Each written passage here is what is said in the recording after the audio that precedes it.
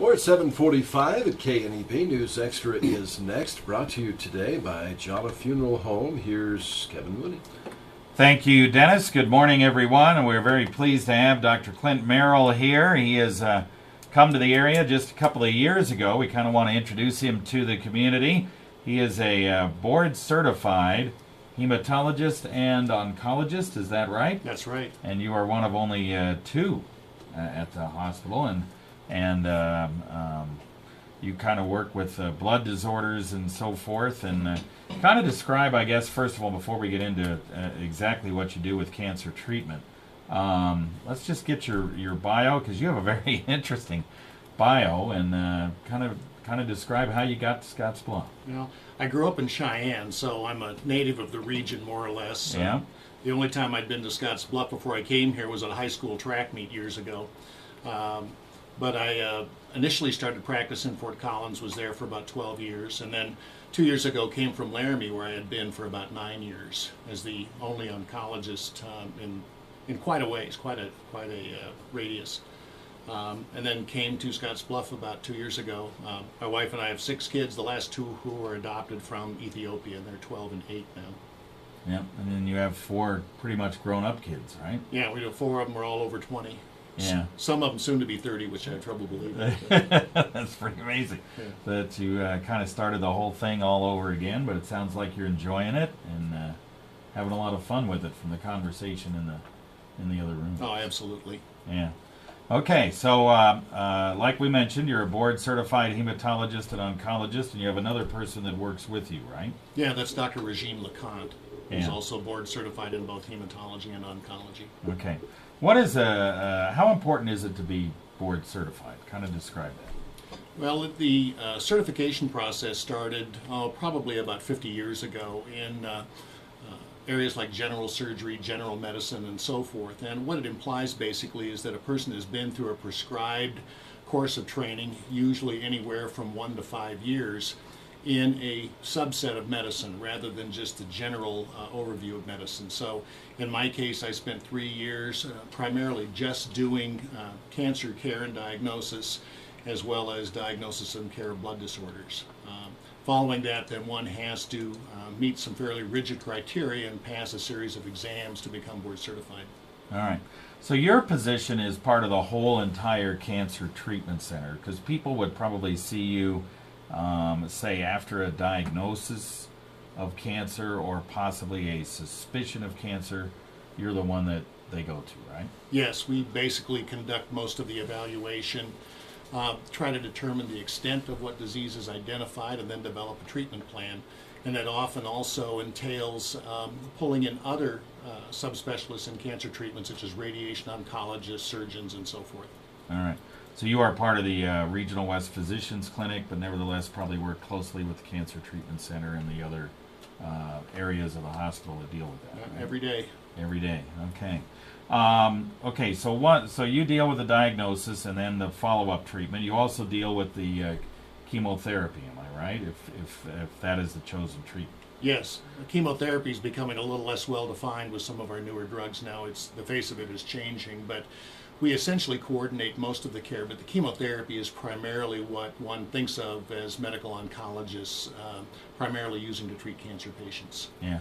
You mentioned chemotherapy is a little bit different now than what it used to be. Mm-hmm. Kind of describe what kind of changes there are in that over time here. Well, I think the old idea about cancer treatment and chemotherapy is that we give people horrendous drugs that makes their hair fall out and feel ill all the time. And previously that was the case. For about 30 to 40 years, we didn't have very many drugs, and they were fairly toxic, even though many times they did work well.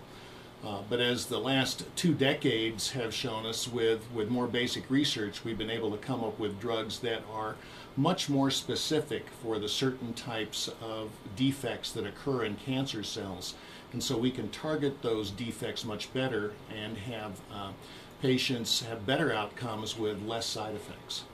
That'd be great, because I've had some friends that have died from cancer, and of course I have a sister that went through breast cancer surgery and all that, and had to deal with the after effects of chemotherapy. So the less side effects, obviously, the better. Oh, absolutely. And I think in the primary way I think that cancer care has improved more than almost anything else is that we do take care of the side effects much better than we used to. So that allows people to get their therapy at adequate doses of the drugs and on time, which really makes a difference in outcome. All right, we're speaking with Dr. Clint Merrill. He's a board-certified hematologist and oncologist up at Regional West Physicians Clinic. He's part of the cancer treatment that you get at the Regional West with the Cancer Treatment Center and all the other things. And as you look at what we have here at this hospital compared to, say, Fort Collins and compared to, say, at Laramie, how does this hospital rate with as far as cancer treatment compared to those facilities? Well, it's really been a breath of fresh air for me to come here. When I was in Laramie, it's a relatively small hospital. It's about 100 beds. We had surgery there, we had radiation oncology, but we didn't have a lot of other people with other expertise there. So this has been very nice. I don't need to usually refer people out of town very often because we have that support here. And that's been one of the best things. We have much more in the way of radiology services than we had in Laramie. So it makes my job quite a bit easier. That's not to say that we still don't have to refer people out, but when we do, it's usually to major academic centers like the University of Nebraska and University of Colorado. All right, so you can get pretty much all the services you need right here, generally speaking, if you have some kind of cancer treatment. Right? Almost always, yes. Okay.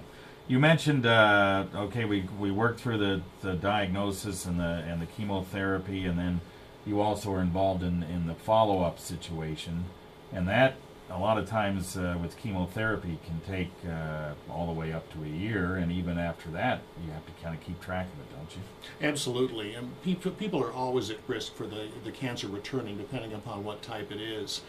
But now that we've had so much more success in controlling the disease and curing patients of their cancer, then long-term toxicities or stresses begin to become much more important as time goes by. For pediatric cancers, for example, we cure a high number of pediatric cancers, even though we don't treat them here in Scottsbluff. But then what becomes much more important is the fact that these kids are going to grow up and become adults, and there are some effects of therapy that can become more noticeable as time goes by. But also for adults, I think that becomes important as well. It totally disrupts life physically and psychologically, and therefore this is not something that's going to heal overnight once you stop chemotherapy. What we're doing at Regional West right now is developing a survivorship program where a lot of these issues are addressed after the patient finishes therapy. How do you cope with life? How do you get back to work? How do you handle insurance issues? How do you handle your relationships in light of the fact that you've had cancer and treatment? And that program is being run by Sue Schoeneman, who has been at Regional West a long time, and she's now a nurse practitioner there. All right, that's good. So, they can get that service just by calling her, calling you, calling the treatment center. How do they do that? Any of those numbers.